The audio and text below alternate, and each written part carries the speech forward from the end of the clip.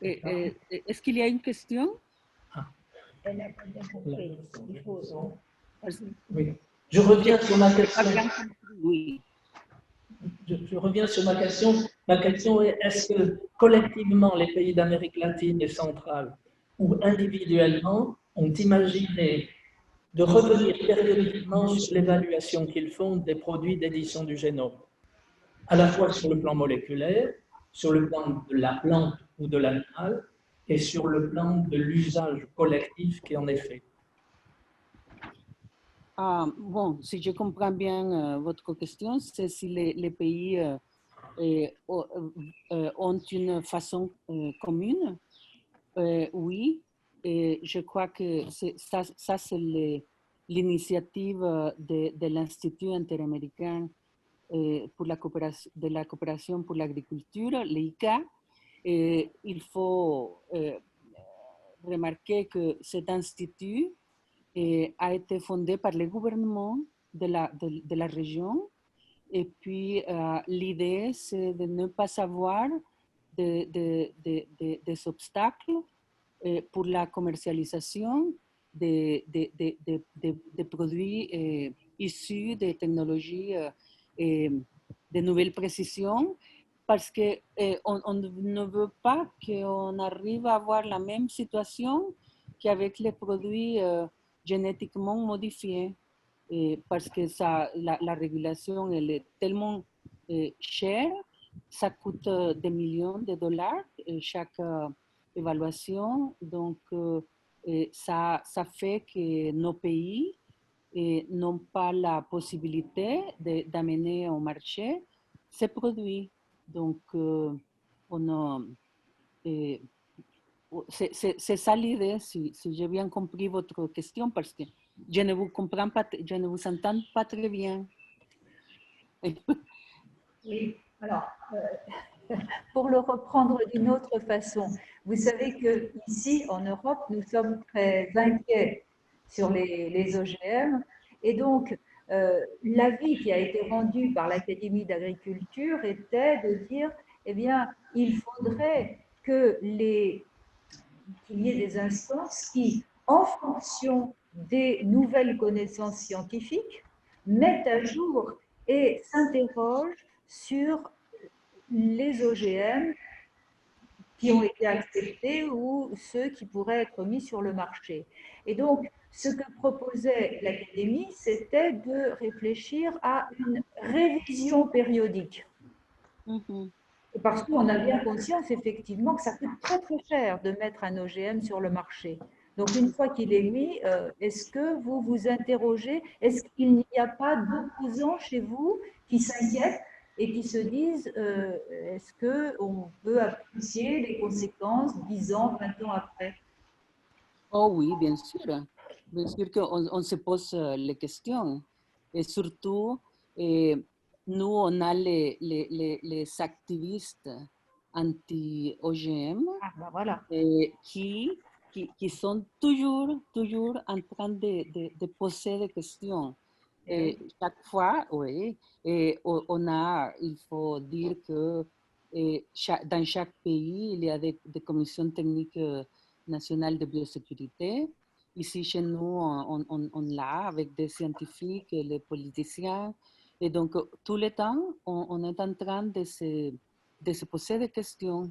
Et aussi à l'académie. Oui, bien sûr. Mais ça n'exclut pas qu'il faut harmoniser les politiques de tous les pays de la région. On pourrait reprendre une autre question. Alors, on pourrait reprendre, tout à l'heure, il y a eu une question qui s'adressait à Mme Durstin, mais qui peut aussi s'adresser à vous. Donc, la question est posée à toutes les deux. C'est un sujet qui agite en France aujourd'hui aussi, qui est sur l'hétérogénéité et la biodiversité génétique dans les variétés de population. Ou bien, enfin par rapport aux variétés homogènes ou bien diversifiées, comment elle s'adapte aux différentes situations de production. Alors, que pensez-vous de cette question l'une et l'autre? Est-ce que vous pouvez ou écrire la question parce que des fois je ne vous entends pas très Oui, bien. je sais, la relation est moins bonne, mais peut-être que Madame Burstin peut Ok, répondre d'abord et ça nous éclairera et on pourra vous ok, reposer la question. ok, Est-ce parfait. que la question était claire pour vous, Madame Burstin? Oui, oui, même si effectivement c'est un sujet très vaste, donc je ne sais pas si je vais pouvoir. Bon, c'est effectivement une question qui se pose autour de sélection participative. Est-ce qu'il faut sélectionner des variétés homogènes, des hybrides F1 ou des lignées pures, ou bien est-ce qu'il faut travailler sur des variétés populations? Enfin, je pense que c'est ça la question, pour pouvoir donner prise à une évolution en fonction des conditions climatiques chez les différents producteurs. Bon, moi, j'ai pas un avis très tranché sur la question. Je pense que c'est bon, de fait, l'amélioration des plantes, c'est focalisé sur le développement de variétés plus ou moins fixées pour pouvoir, d'une part, être plus efficace, parce que c'est plus facile de caractériser des variétés fixées et donc ensuite de combiner des différentes caractéristiques comme ça. Et puis aussi, c'est plus facile de contrôler ce qu'on a quand on a quelque chose d'homogène. Enfin, en termes de commercialisation d'une variété, au départ, la volonté était de pouvoir décrire correctement une variété. Donc, si elle est homogène, c'est plus facile de la décrire que si elle est très hétérogène. Bon, ceci dit, il existe des variétés qui ne sont pas complètement homogènes actuellement. Enfin, chez la févrole, par exemple, c'est des variétés synthétiques qui sont commercialisées. Donc, sur certaines espèces mineures, on a effectivement de la variabilité à l'intérieur d'une variété et qui peut donner prise effectivement à de l'évolution chez les producteurs. Bon, voilà, j'ai pas. Alors, il y a aussi bon, de plus en plus de travaux qui visent à voir s'il faut assembler des variétés, produire des variétés qui seraient des assemblages de variétés pour mieux résister aux aléas climatiques, pour mieux résister aux attaques de bioagresseurs. Donc ça, c'est une question qui est importante et qui est intéressante. Voilà. Bon, Bon. je laisse la parole à Martha. Oui. Alors, Martha, Oui. cette question de biodiversité vous préoccupe aussi? Non, ça, je me souviens d'un projet que j'ai commencé à faire dans les années 90. Je voulais faire une transformation génétique chez sur une variété de la pas homogène. C'était le ayote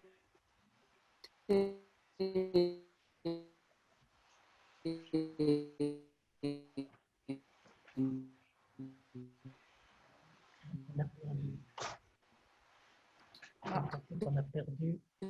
Ah, la liaison est mauvaise. c'est une cucurbitacée hétérogène pour ces variétés. Mais on n'entend pas? Là, la liaison est mauvaise, il y a eu des coupures. Oui, oui, peut-être ça améliore les Ah oui, sons. oui, Oui, absolument. oui. Donc, non, je disais que ça me souvient un essai de projet que j'ai voulu faire sur des variétés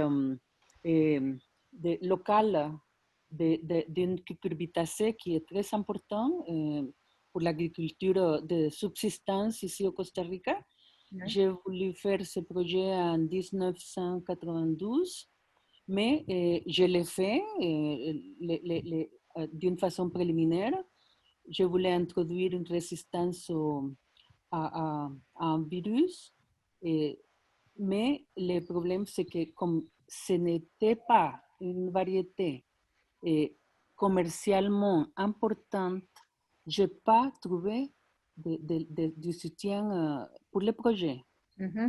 Mais je crois que oui, ça serait intéressant pour nos pays de pouvoir améliorer aussi des variétés qui sont importantes et qui sont diverses. Mais je ne sais pas la relation avec la biodiversité. Bon, je vous en ai parlé dans des colloques à l'académie l'année dernière de l'importance de la biotechnologie pour la conservation de la biodiversité. Mais bon, ici, nous, on travaille sur des variétés commerciales qui sont très importantes pour le pays. Le riz, le café, la papaye, etc. Je ne sais pas si avec, j'ai pu répondre à la question. Oui, je pense que vous nous avez bien répondu et je vous remercie. Et Monsieur Monnier, la petite question? Moi, j'ai une question pour vous deux, mesdames. J'ai une question parce que pour moi, la biodiversité est une valise où il y a beaucoup de choses différentes. Nous en avons aujourd'hui retiré la question de ressources génétiques et de génomique, et nous avons vu, dans notre histoire et dans vos exposés, nous avons vu que nous sommes en présence d'une situation avec des perspectives, et des perspectives très différentes selon les choix personnels des individus, des collectivités et des pays. Dans tout ça, qu'est-ce qui est progrès? Est-ce qu'on attend le progrès dans l'évolution des perspectives des individus, des collectivités et des pays? On attend ce progrès dans une démarche génomique, dans une démarche technologique, agroécologique, dans une démarche intellectuelle, voire spirituelle. Est-ce que c'est la coalition d'efforts dans ces différents domaines, ou bien est-ce que vous privilégiez l'un par rapport à l'autre? Et c'est pour ça que la question de régulation me paraît à nouveau essentielle et que je reviens dessus. Est-ce que vous avez des commentaires l'une et l'autre à faire? Qui veut répondre? Judith d'abord? Oui. Allez-y. Alors, je ne sais pas, peut-être juste une réflexion. C'est vrai que des fois, quand on travaille en agroécologie, on se dit finalement, est-ce qu'on ne réinvente pas des choses qui étaient utilisées tout au début de l'agriculture? Par exemple, on est en train de retravailler sur la culture en association, plusieurs espèces cultivées en même temps, des mélanges variétaux au sein d'une même parcelle. Et effectivement, dans les systèmes de culture un peu plus traditionnels, c'est des choses qui étaient déjà largement connues et largement développées.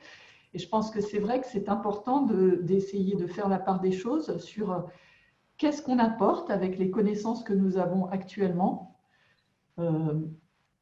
C'est-à-dire que l'objectif n'est pas de revenir au néolithique et à la culture néolithique. Donc, comment fait-on pour utiliser les connaissances qu'on a actuellement pour que ça serve dans des systèmes de culture qui potentiellement, effectivement, existaient avant? Donc, comment faire pour continuer à progresser tout en remettant en cause un certain nombre de choses voilà, tout en revenant peut-être à des systèmes de culture qui ressemblent à des systèmes de culture passés.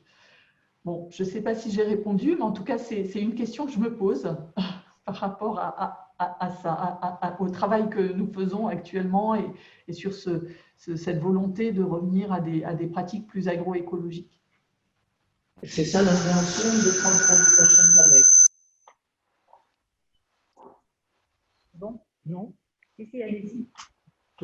Et c'est ça que vous attendez de l'invention et de l'innovation dans les 30 prochaines années.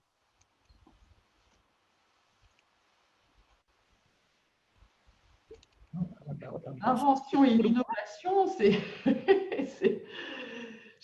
j'aurais du mal à vous dire ce que j'en attends.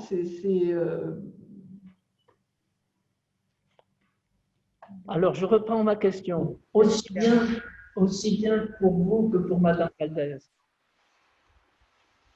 Quels sont les facteurs principaux qui vont faire une rencontre à succès entre la science qui évolue dans votre domaine, la société qui évolue tout autour et l'imagination de l'individu qui va être à l'origine de l'innovation?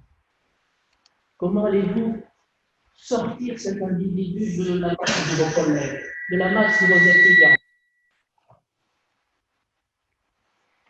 Est-ce que Martha veut répondre? Oui, je vous écoute mal, je ne sais pas pourquoi.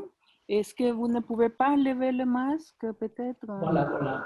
Oui, parce que là, il y a une interférence pour le son.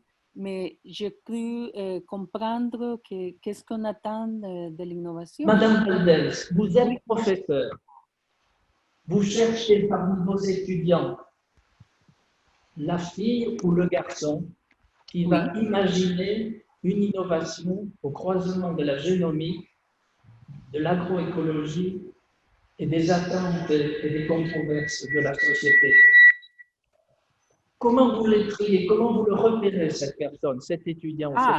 Ok, oui. Bon, au niveau des étudiants, quand j'ai des cours spécialisés, je leur demande d'élaborer, de générer un projet sous la façon un appel pour répondre à un appel d'offres du financement. Et puis, il commence à générer des idées. Et puis, on fait le projet. Et puis, je leur, ça dépend si c'est une bonne idée. Je leur donne le financement d'une façon virtuelle. Et puis aussi, à l'université, on est en train de faire des cours qui interdisciplinaires, avec des disciplines, avec des chercheurs de disciplines différentes, pour essayer de produire ou de concevoir un produit qui puisse aller au marché. Parce que si je comprends bien ce que c'est l'innovation, c'est d'amener un produit au marché, mais un produit nouveau.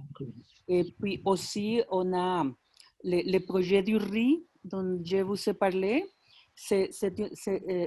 Il a été généré avec une approche interdisciplinaire. Et les étudiants qui participent sont des étudiants par exemple, de communication, d'économie, de biologie, des agronomes. Donc, avec cette interaction, on espère qu'il y a de nouveaux concepts, de nouveaux produits. Et je pense qu'ici au Costa Rica, on ne le fait pas si mal que ça. Madame, je vous remercie parce que ce que vous nous dites, c'est que l'espoir est dans les jeunes générations et dans la façon de les préparer. Et je crois que c'est la meilleure transition qu'on pouvait avoir pour donner la parole à M. Debru. Merci. Merci.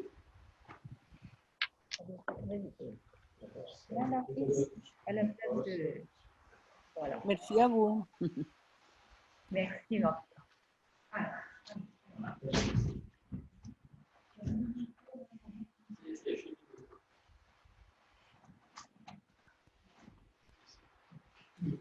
Voilà. Merci, Madame la Présidente, Monsieur le Secrétaire perpétuel. Merci à vous et merci à Jean-Claude Mounolou et à Agnès Ricot de m'avoir invité et de m'avoir fait réfléchir, ce qui était un véritable travail. Alors, le titre final de cet exposé, c'est « De l'innovation au progrès ». Autrement dit, dans quelles conditions l'innovation peut-elle conduire au progrès? Cette question vaste et cruciale a été déjà beaucoup discutée. Je ne répondrai donc que très partiellement. Je voudrais simplement remarquer que la philosophie n'a pas nécessairement toutes les réponses à toutes les questions. Mais je crois que tenter de les formuler plus clairement est déjà un progrès. Alors, commençons par le sens des mots, dans la suite de ce qu'a dit notre présidente Nadine Vivier. Innovation et progrès ne sont nullement équivalents. En latin, dont nous dépendons, innovatio signifie entrer dans du nouveau, progressio signifie marche en avant, et progressio signifie progrès comme accroissement. Dans l'usage actuel, innovation est un terme descriptif. L'innovation, dans le sens actuel, est un terme descriptif. Progrès est également, mais avec un plus, un jugement de valeur, la plupart du temps positive.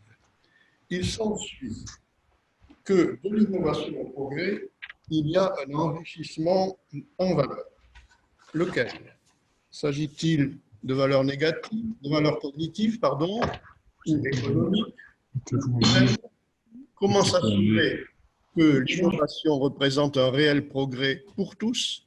Telles sont les questions à l'arrière-plan de cet exposé et je les traiterai à ma manière qui est plutôt épistémologique, c'est comme ça.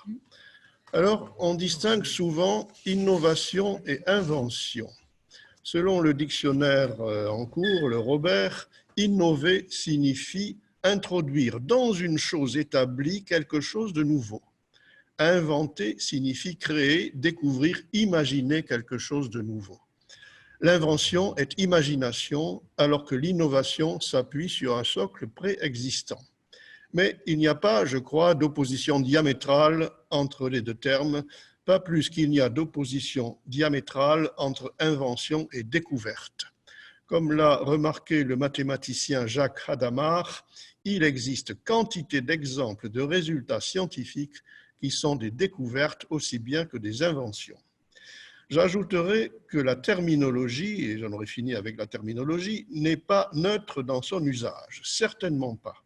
Énormément de problèmes s'attachent à la terminologie et sont créés par elle et par les représentations qu'elle véhicule. Dieu sait ce que la terminologie OGM véhicule comme connotation négative, à quel point elle est ancrée dans les esprits, à quel point une terminologie établie ne peut pas être abandonnée sans forte résistance au profit d'une terminologie plus précise et plus réaliste, ce qui serait pour le coup un progrès pourtant. Le conservatisme terminologique me paraît un obstacle au progrès scientifique. Les vieilles habitudes sont créatrices de dogmatisme, ce dont décidément notre esprit est friand, voire de sectarisme et de blocage. Alors si l'on part de terminologie vieillie, il est nécessaire de leur adjoindre des subdivisions plus réalistes et de rendre ainsi les vieux concepts obsolètes. Je suis historien des sciences, je suis obligé de constater que l'histoire des sciences est un cimetière de concepts.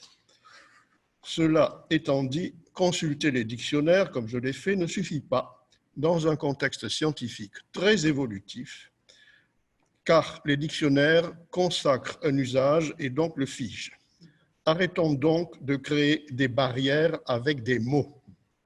Alors, le progrès étant l'enjeu principal de notre discussion, je rappellerai brièvement l'existence d'un texte intitulé « La décadence de l'idée de progrès », ça devrait plaire à Madame Vivier, texte en 1987, dû au philosophe médecin Georges Canguilhem. Georges Canguilhem a cherché à mettre en perspective l'idée de progrès par rapport à l'histoire des sciences, des sociétés, à l'histoire des idées. Il montre à quel point l'idée de progrès comprend celle de linéarité lorsqu'elle a été constituée. Étant linéaire, le progrès a vocation à se poursuivre indéfiniment. Or, Canguilhem veut examiner les conditions dans lesquelles cette idée a, je cite, perdu son prestige et son rôle. L'histoire du XXe siècle, qu'il a vécu de part en part, montre que ce n'est pas le cas. Elle a bien perdu de son prestige et de son rôle, que la linéarité n'est pas le cas. La linéarité finit par se heurter à des limites et cela est amplement confirmé aujourd'hui. Alors, depuis les analyses de Canguilhem, la conjoncture scientifique, médicale, agronomique a beaucoup changé et la perception nouvelle de l'hypercomplexité de tout ce qui concerne le vivant et la société ouvre beaucoup plus de possibilités sur les plans théoriques et pratiques. On observe que la croissance de la complexité sociale est fréquemment considérée par certains sociologues comme une sorte de loi. On peut en tirer comme corollaire de cette loi l'extrême intrication entre les divers processus à l'œuvre, qu'ils concernent la recherche, l'application, l'acceptation ou la décision publique.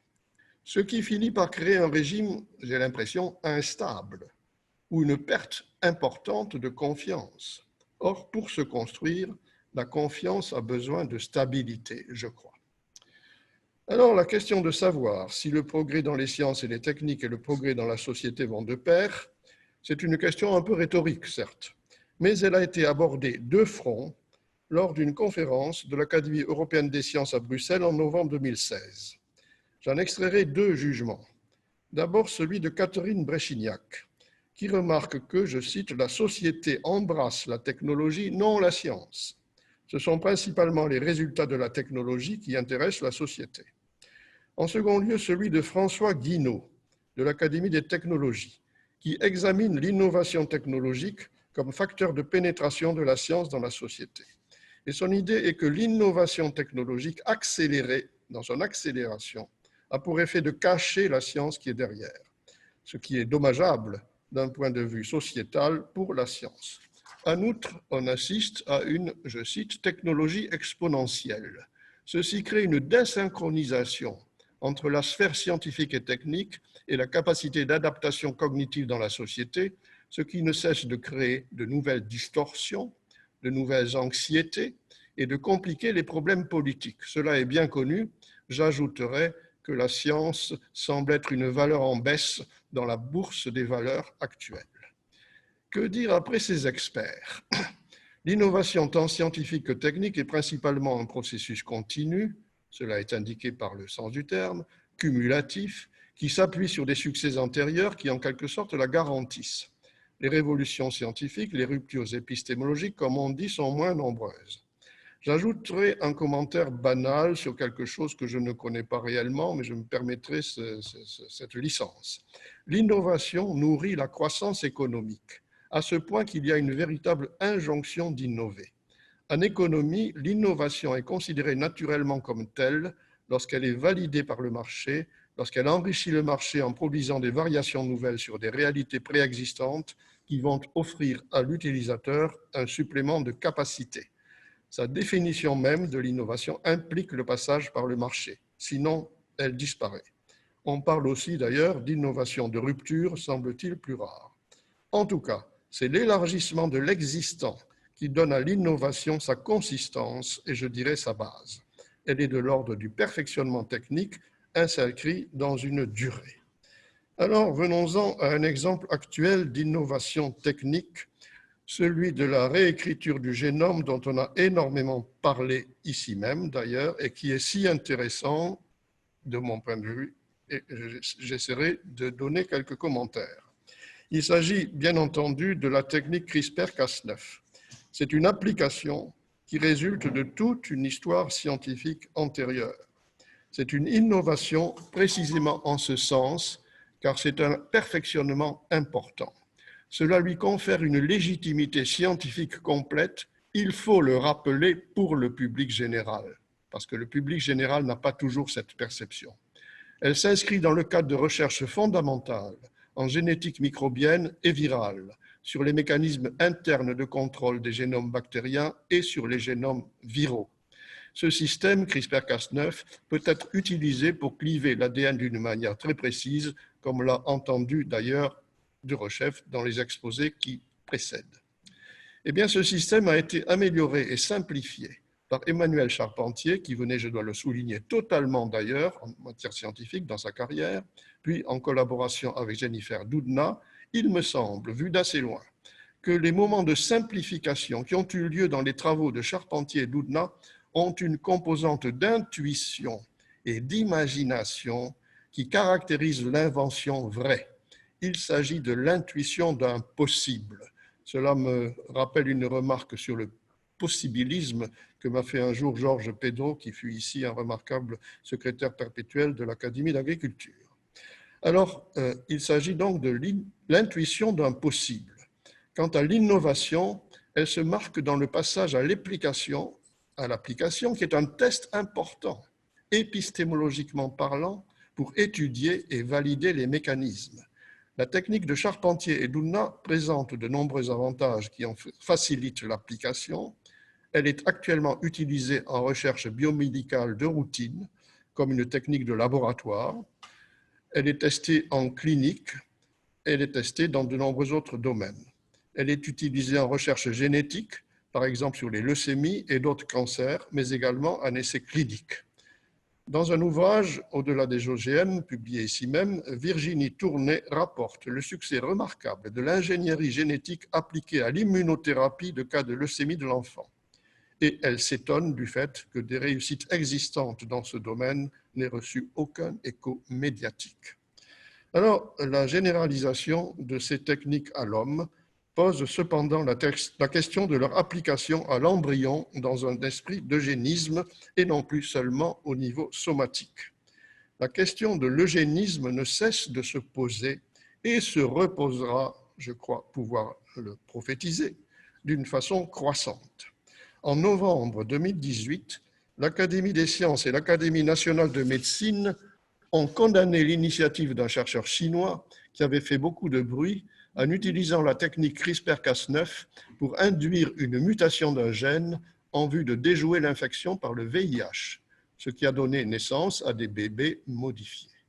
Eh bien, dans leur déclaration commune, les deux académies écrivent « Dans l'état actuel des connaissances, les conditions ne sont pas réunies pour ouvrir la voie à la naissance d'enfants dont le génome a été modifié à l'état embryonnaire.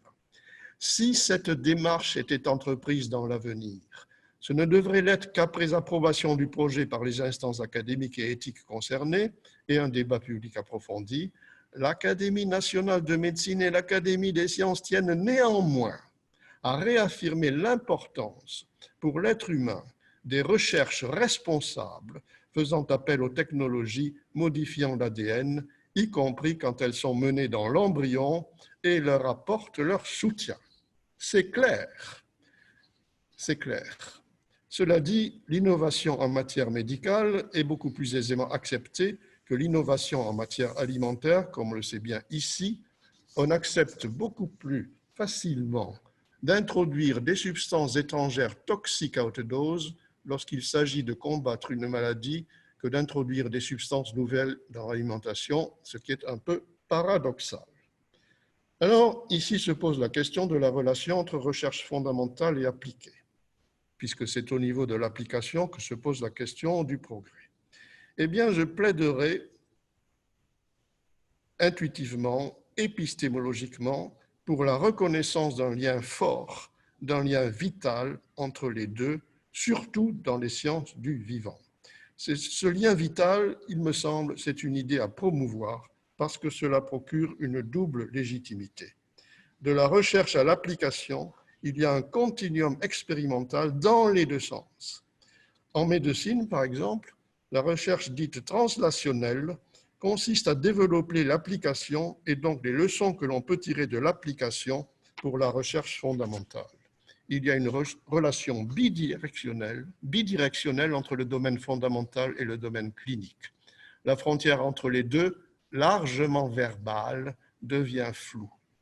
Je voudrais maintenant passer très brièvement de la question de l'application à la question des risques rencontrés dans l'application et de leur évaluation, et donc à la question de la preuve d'un risque, très brièvement.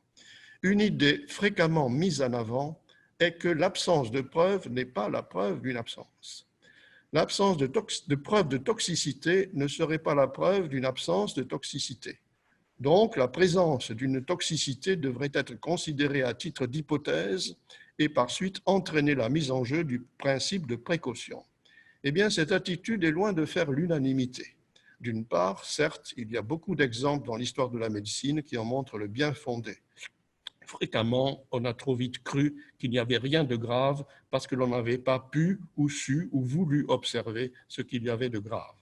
Mais d'autre part, notons qu'il s'agit de preuves et que l'absence de preuve de toxicité ne peut être considérée symétriquement comme une présomption de toxicité. Alors il s'agit de déterminer à qui revient la charge de la preuve.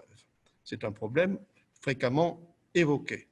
Je remarquerai simplement que prouver la toxicité ou prouver la non-toxicité d'un produit, c'est fondamentalement la même recherche, me semble-t-il, du fond de mes ignorances, me semble-t-il. Il me semble donc que cet adage, pris au pied de la lettre, encourage la recherche de preuves, donc la recherche tout court. Il ne devrait donc pas être utilisé comme un frein. J'ajoute que les fondements logiques de cet adage sont extrêmement douteux.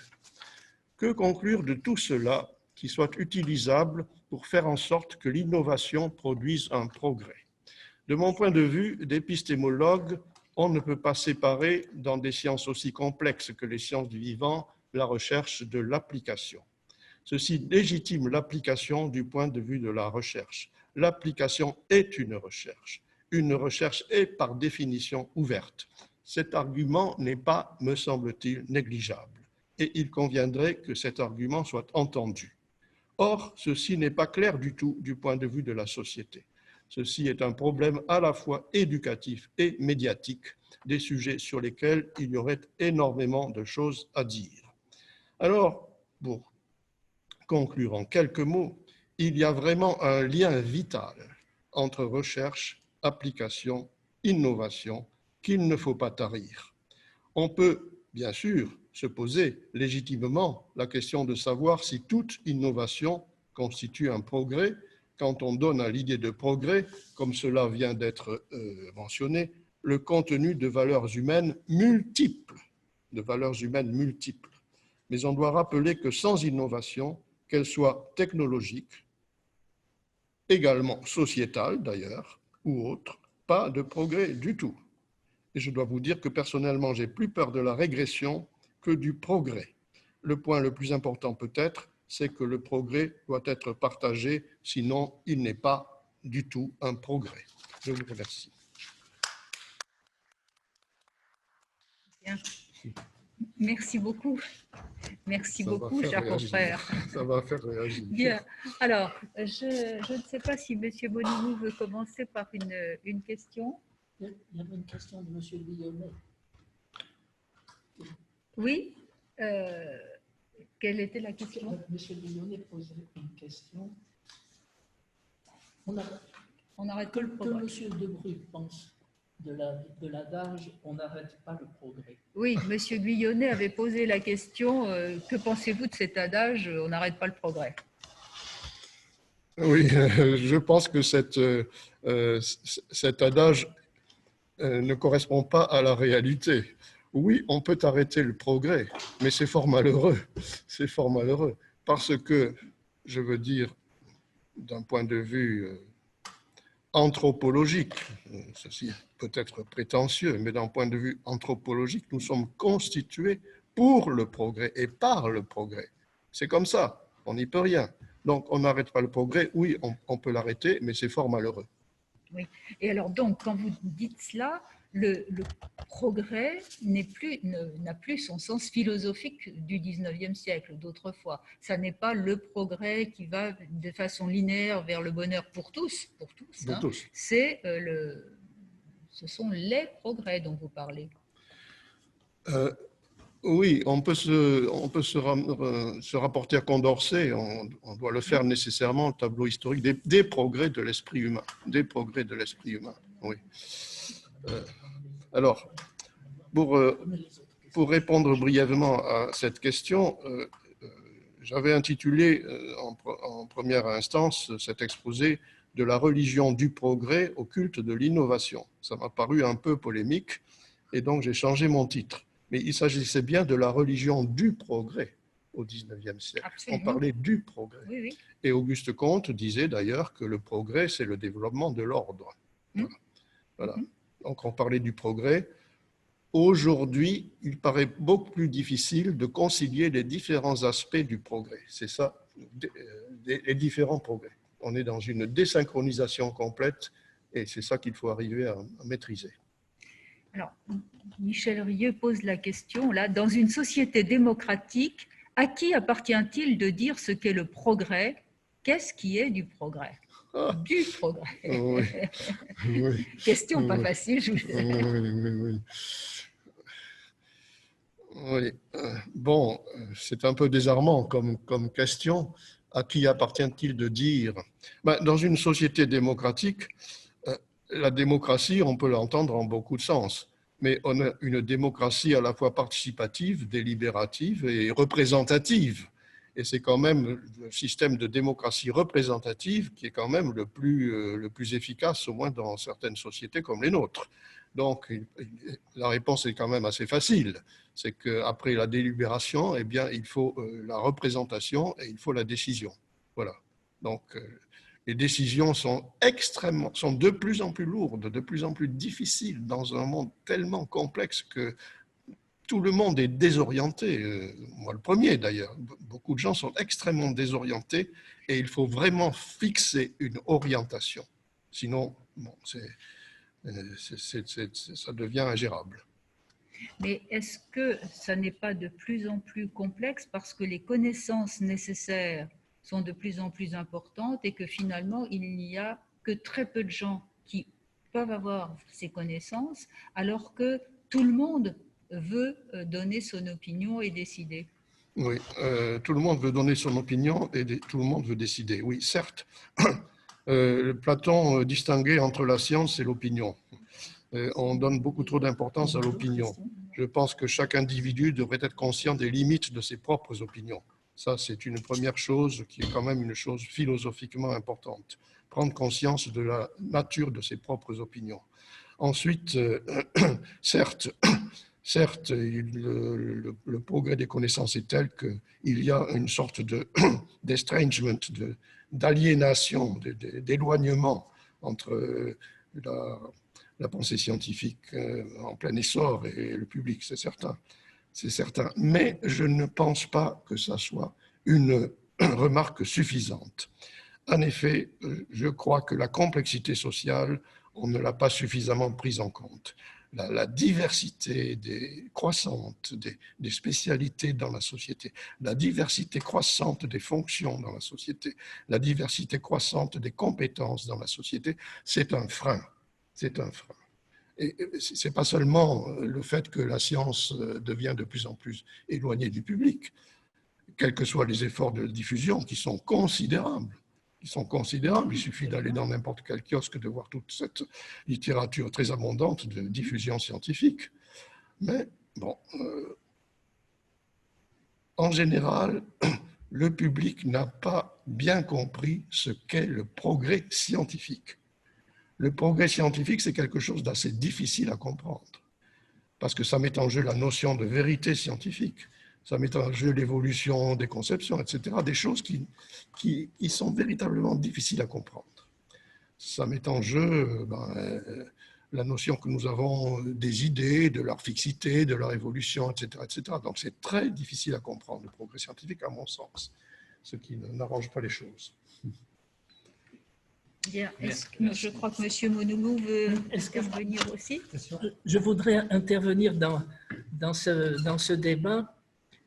Une façon peu élégante de se débarrasser des questions qui ont été posées, c'est de dire, acceptons qu'il y ait des progrès et chacun aura le sien.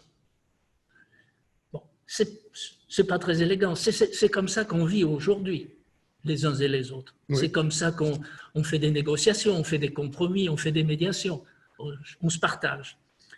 mais ce n'est pas le progrès dans le sens, dans un des sens que M. Debrue nous a proposé.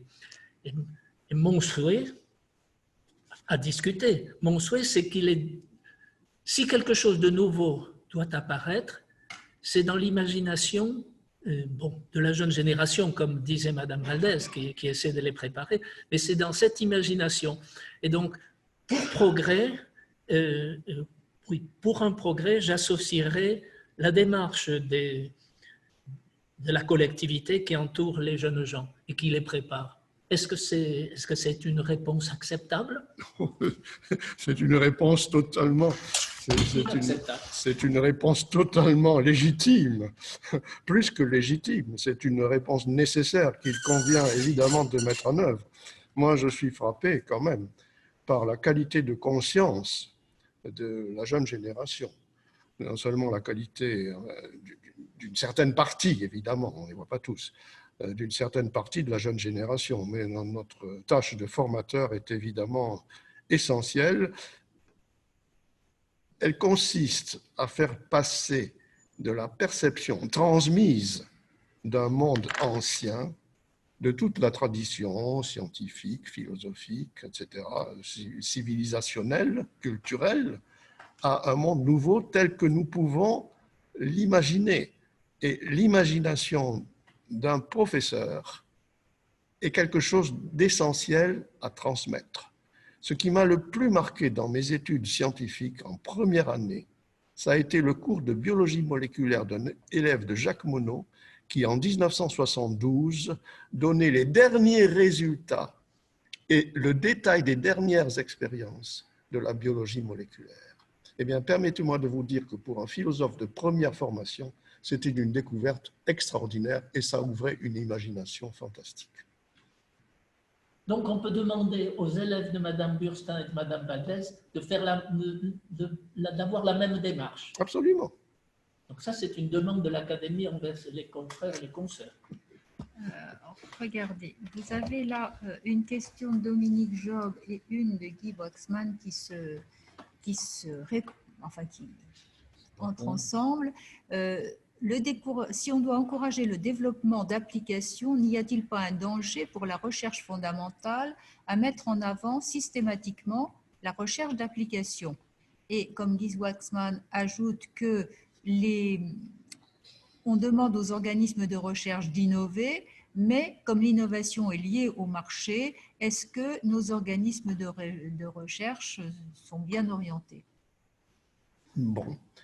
Eh bien, c'est recherche fondamentale et innovation dans l'application. Oui, bon. C'est une question malicieuse. Je ne me suis peut-être pas fait suffisamment entendre.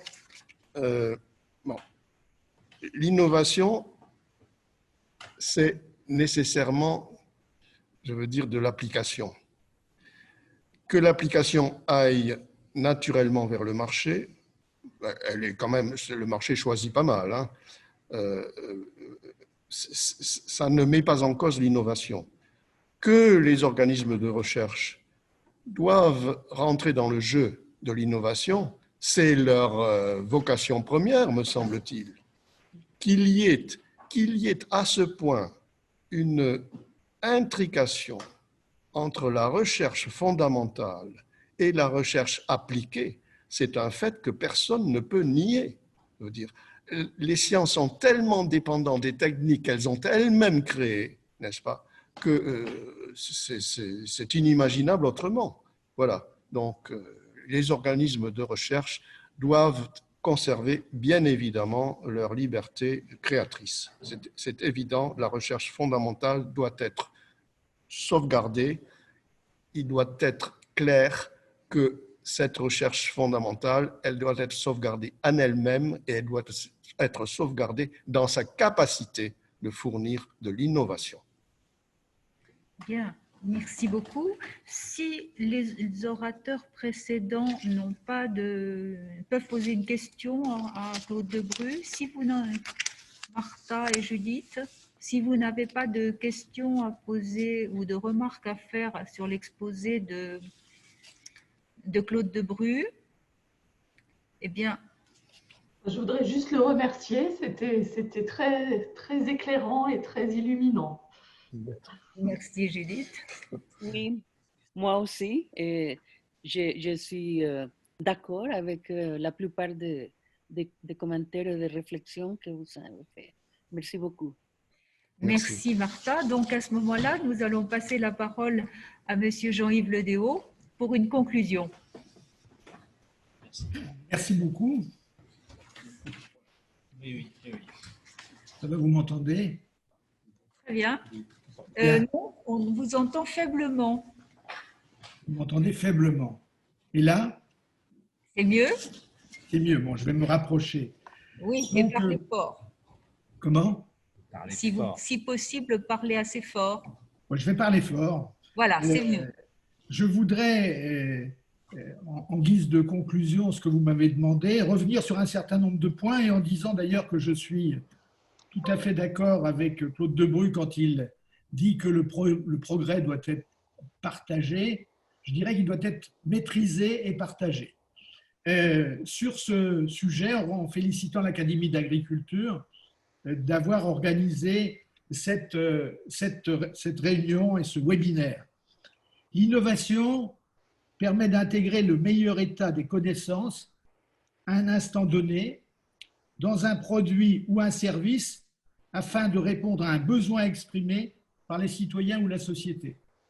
Donc, c'est une définition qu'on avait donnée dans un rapport que j'avais rendu avec Claude Biraud.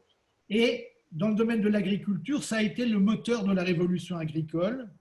Ça a permis d'améliorer les semences, de lutter contre les ravageurs, d'empêcher la destruction des récoltes, de développer le machinisme agricole. Jean-Claude Mounoulou en a parlé en introduction. Et aujourd'hui, d'utiliser des collectes de données massives, de faire des big data pour arriver à une agriculture de précision.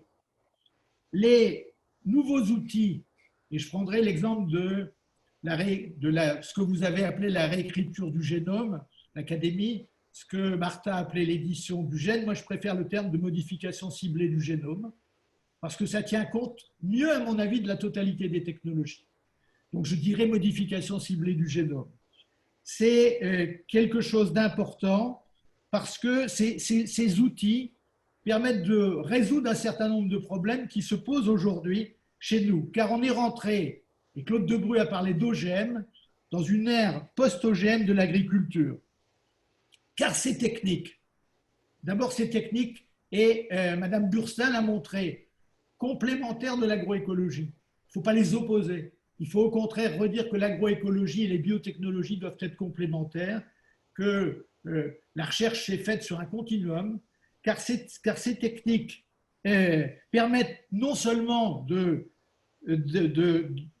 concerner l'obtention de résistance à des herbicides ou à l'amélioration de la productivité, c'était les premiers produits qui avaient été génétiquement modifiés, mais permettent la création de nouvelles plantes moins consommatrices en azote, en intrants et notamment en engrais, utilisant mieux l'azote, vous l'avez montré pour le pois, améliorant les rendements, la qualité, la robustesse, allongeant la durée de consommation, augmentant la tolérance aux maladies, aux mauvaises herbes, aux insectes, s'adaptant mieux au réchauffement climatique, en sélectionnant des variétés plus économes en eau, plus résistantes au stress hydrique ou à la salinité, améliorant la qualité nutritionnelle des aliments.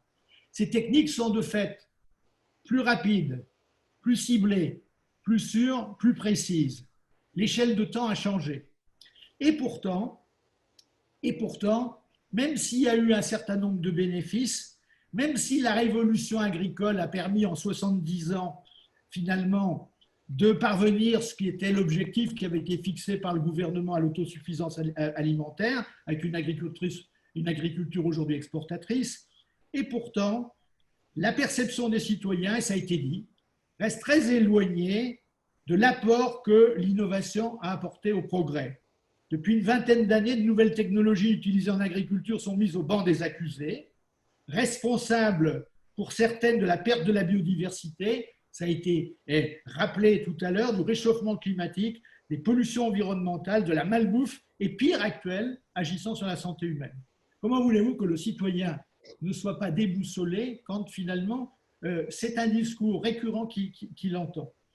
Et pourtant, on est arrivé à une situation, et comme j'ai été président de l'office parlementaire et parlementaire un grand nombre d'années, je vais donner un peu mon jugement aujourd'hui, parce que pour savoir quel est le chemin à suivre, c'était la question que m'a posée Jean-Claude Mounoulou, il faut savoir pourquoi on en est arrivé là.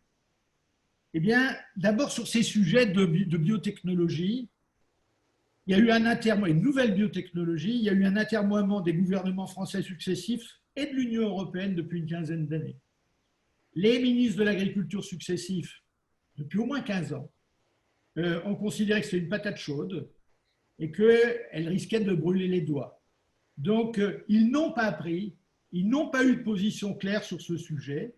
Ils se sont adressés au Conseil d'État, ils se sont adressés à la Cour de justice de l'Union européenne et aujourd'hui, ils s'inquiètent des avis qui ont été donnés par ces mêmes instances. Les décisions de la Cour de justice de l'Union européenne, et j'ai rédigé avec Catherine Procassia un article dans Le Monde en août 2018, juste après la décision, sont pour moi pourtant scientifiquement aberrantes et juridiquement contestables. Elles sont scientifiquement aberrantes parce que le législateur s'appuie sur les connaissances d'il y a 20 ans pour juger aujourd'hui. Elles sont juridiquement contestables parce que le législateur ne prend pas en compte un certain nombre de conventions internationales qui ont été signées par la France, dont le protocole de Carthagène, qui ont été signées depuis, pour prendre ses avis. Elles sont également juridiquement contestables pour un certain nombre de raisons, parce que la directive 2001-18, la directive 2001-18, la loi 2008-595 en France, ne font aucune différence entre les techniques de mutagénèse, ce qui est un des arguments du Conseil d'État. Le Conseil d'État a séparé des techniques de mutagénèse in vitro avec des techniques de mutagénèse in vivo, et ce qu'il ne fait donc aucune différence dans les lois passées, et néanmoins c'est sur une différence qui n'est pas une différence reconnue ni par le Haut Conseil des biotechnologies, ni par la totalité des experts sur ce sujet. Il n'y a pas de différence dans les techniques de mutagénèse à notre sens, et donc on arrive à une situation qui devient une situation bloquée, où du dossier OGM, qui est un dossier sur lequel il y a un rejet, Claude de Brûle disait, des Français, on passe à un dossier qui maintenant est celui des nouvelles technologies, beaucoup plus sûres, beaucoup plus précises, mais pour lequel le citoyen ne fait pas la différence avec les organismes génétiquement modifiés. Et l'organisme génétiquement modifié, quelle que soit la technique, devient pour lui un danger et ce qui se traduit par une peur. On a donc une situation qui est bloquée, et parce que, et je vais redonner un exemple, parce que finalement on remet en cause globalement un certain nombre de personnes les applications de la science et donc et même le progrès. On remet en cause la notion de progrès, même si le progrès est un mot qui est devenu lui aussi désuet, puisqu'on ne parle plus dans nos sociétés que d'innovation. Et ça se traduit par une décision de la Convention citoyenne sur le climat qui fait d'excellentes propositions. J'ai eu l'occasion cet été d'en parler avec Jean Jouzel, mais une d'entre elles, qui est d'ailleurs passée inaperçue, qui est la proposition 8.1, dit qu'il faut pérenniser l'interdiction de la culture des plantes d'OGM. Et si jamais on considère, comme la Cour de justice de l'Union européenne et le Conseil d'État le disent, que la totalité des produits qui ont été obtenus par les nouvelles technologies de modification ciblée du génome sont des OGM, on interdit la totalité de ces technologies. Et donc, on a aujourd'hui une situation bloquée, dans laquelle effectivement, eh bien, on condamne ou on tue, disent certains, une technologie parce que, pourtant, très éloignée dans le cadre du climat de l'urgence à agir. Il n'y a pas de lien direct entre l'utilisation, au contraire, même si on a des plantes qui sont résistantes à la sécheresse, comme le réchauffement climatique. Alors, ça ne luttera pas contre le réchauffement climatique, mais ça permettra une adaptation au réchauffement climatique. Et on voit qu'un appel de 100 prix Nobel en faveur des nouvelles biotechnologies qui a été écrit en 2015, qui disent qu'il n'y a pas d'incidence des OGM de première génération sur la sécurité alimentaire, donc a fortiori encore moins de risques avec les nouvelles semences issues des NBT, qui dit que, en s'adressant à l'ONU, qui dit que ne pas utiliser ces technologies serait un crime contre l'humanité, qui correspond à des méta-analyses qui ont été faites par plusieurs académies dans le monde, eh bien, montre qu'on est aujourd'hui dans une vraie situation de blocage. Alors, quelle proposition d'action dans un domaine comme celui-là? Dans un domaine où si jamais le chercheur a l'impression que c'est bloqué, il va se détourner de la technologie et qu'on va arriver à ce qu'on va perdre notre capacité d'expertise internationale sur ces sujets si jamais il n'y a pas de jeunes qui s'engagent dans la recherche. Eh bien, pour moi, il faut proposer sur ces sujets, parce qu'il y a des éléments nouveaux et je ne les ai pas tous détaillés au niveau juridique et au niveau scientifique. Il faut proposer à la Cour de justice de l'Union européenne, au titre de l'article 104.2 du règlement de la procédure, de reprendre ce dossier au niveau européen, et notamment sur le lien entre le protocole de Carthagène et les décisions qui ont été prises sur la compatibilité avec le protocole de Carthagène. Il faut également que la Commission européenne puisse reprendre ce dossier en revoyant les réglementations existantes sans obligatoirement revenir sur la totalité des directives qui ont déjà été prises, pour notamment permettre des évaluations, ce que l'Académie d'agriculture a demandé dans son avis. Vous en faisiez, Madame la Présidente, référence tout à l'heure, en ayant des évaluations au cas par cas, en fonction des techniques utilisées, des natures de produits obtenus.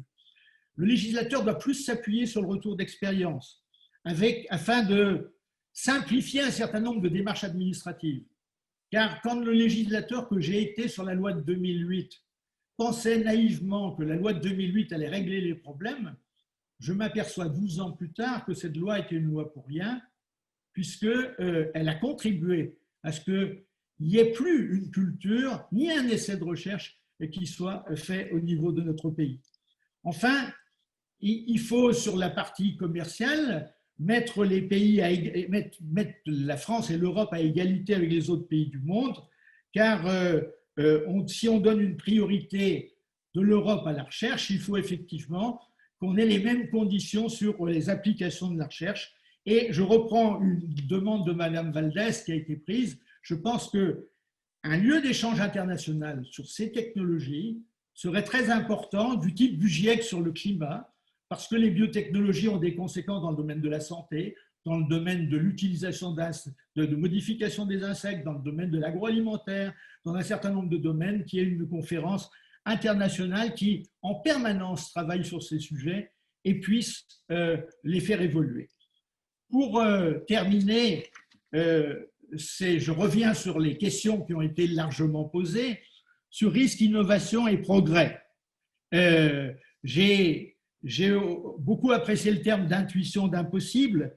J'ai, Madame la Présidente, apprécié votre définition du progrès, qui est la marche du genre humain vers la perfection et vers le bonheur. Et on sait, au cours du siècle dernier, notre civilisation s'est lentement éloignée c'est lentement passée d'une ère de la modernité, reposant sur cette notion de progrès et d'idéal positif, à une ère de post-modernité. Le projet technique et scientifique, c'est-à-dire celui qui rend possible l'innovation par ses applications technologiques, est de plus en plus détaché de tout projet de civilisation, ce qui entraîne le glissement sémantique du mot progrès, devenu désuet, vers le mot innovation. Il faut donc que le progrès soit maîtrisé, il faut donc que le progrès soit partagé. Les processus d'innovation est déstabilisant et place le citoyen à chaque nouvelle étape dans des situations nouvelles qui le laissent sans repère ni référence. Il ouvre des horizons sur des bénéfices, mais également sur de nouveaux risques et de nouvelles peurs. Le risque, c'est l'exposition à un danger potentiel. Il ne constitue pas en soi un danger. Le risque est le produit de la probabilité d'existence d'un événement par la gravité de l'existence induite par celui-ci. Il est possible sur le plan scientifique, et M. De Brue l'a dit tout à l'heure aussi, de démontrer l'existence d'un danger Mais en revanche, il est presque impossible de prouver l'existence d'un risque. Une substance, un événement peut être très dangereux, mais si sa probabilité d'occurrence est quasiment nulle, le risque est très faible. La perception que nous avons d'un risque est souvent celle d'un danger maximum, sans tenir compte du facteur de probabilité, et certains préfèrent dénoncer un scénario catastrophe très improbable, sous-estimant des scénarios moins graves a priori, mais plus probables. C'est dans ce contexte, j'en reviens au sujet qu'on a traité, que les opposants de l'utilisation des biotechnologies dans l'agriculture invoquent le moratoire sur l'utilisation des VRH, des variétés résistantes aux herbicides, au nom du principe de précaution. On avait demandé à l'OPEST, à l'Office parlementaire d'évaluation des choix scientifiques et technologiques, au gouvernement, de ne pas avoir une interprétation frileuse du principe de précaution, ce qui est d'ailleurs, je l'ai voté, le principe de précaution, mais qui doit être, à mon avis, conjugué avec le principe d'action et conjugué, sur le sujet que je disais tout à l'heure, et je le redisais à Madame Durstin, conjugué bien sûr agroécologie et biotechnologie. L'acceptation d'une innovation par la société est la condition de sa diffusion. L'innovation, on l'a vu, est indispensable en agriculture. On a pu en mesurer les bénéfices et il faudra qu'ils comprennent que les progrès majeurs qui se posent au XXIe siècle, comme la lutte contre le réchauffement climatique, la réduction des intrants en agriculture, la régression des famines, on n'en parle pas aujourd'hui, mais elles risquent de revenir, notamment avec le réchauffement climatique, pourront être en partie résolues par l'utilisation des biotechnologies ou par des méthodes d'agroécologie conjuguées comme le biocontrôle. Le gouvernement devrait donc plus veiller, et ça apparaît dans l'avis de l'Académie d'agriculture, à ce que l'initiation à la culture scientifique, technique et environnementale, c'est le problème éducatif, soit faite dès l'école, puis au collège et au lycée, pour que les pratiques pédagogiques intègrent la sélection pertinente d'informations diffusées par le réseau Internet, distinguent les éventuels dangers intrinsèques d'une technologie des risques inhérents à son utilisation, les incite à établir une balance entre les bénéfices et les risques qui soient sociaux, économiques, sanitaires ou environnementaux. La décision publique, pour terminer, il est évident qu'il est primordial d'organiser le débat entre, si on veut qu'il y ait une décision, entre le scientifique, le politique et le citoyen. On est dans une démocratie représentative, mais le citoyen a son mot à dire sur un certain nombre de sujets qui se posent à la société.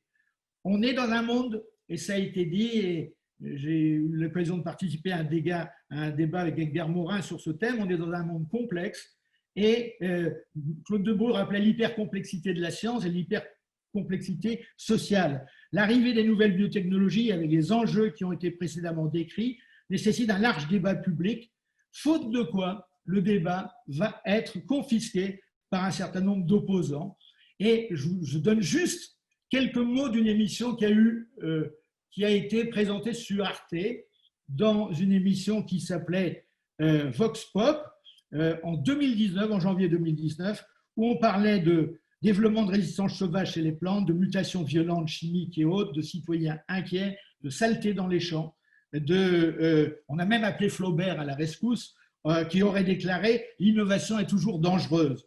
L'usage de la formule employée par José Bové d'OGM cachés conduit à entretenir la suspicion et à engendrer des peurs et de nouvelles controverses. Et le risque est grand que le débat public soit donc approprié par juste les opposants et qu'il n'y ait pas ce débat public. Tous les ingrédients d'une position consensuelle sont pourtant présents. L'avis de l'Académie d'agriculture, et je le redis, qui disait analyse au cas par cas, simplification des procédures d'autorisation, réglementation qui s'appuie sur le retour d'expérience, nécessité d'instituer des règles éthiques, d'agir de manière responsable, rétablir les liens de confiance avec le public, tout ça, il faut le faire. Et l'Académie l'a bien dit, sauf qu'entre le dire et le faire, il y a une différence. Ce nouveau développement de controverse sur les NBT démontre que les frontières entre le principe de précaution et le principe d'inaction sont ténues et qu'avec la prolifération de la fausse science, c'est la nature même du progrès qui est remise en cause. Cette évolution inquiétante prend sa source dans la confusion de plus en plus marquée entre ce qui relève des savoirs issus d'une démarche scientifique rigoureuse et ce qui relève des croyances et des opinions. Et il est plus dangereux, à mon sens, de manipuler les esprits que de modifier les gènes. Et nous sommes aujourd'hui donc à la croisée des chemins dans notre vieille Europe, où on considère que, et Claude Debreu a dit, sans innovation, il n'y a pas de progrès.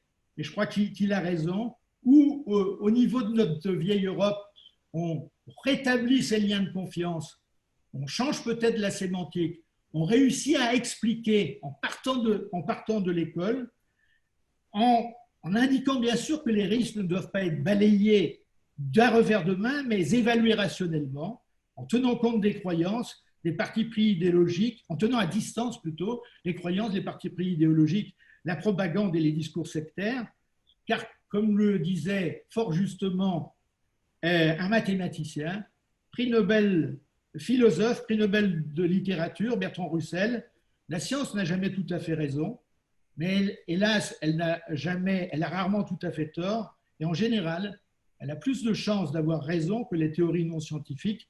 Il est donc rationnel de l'accepter à titre d'hypothèse.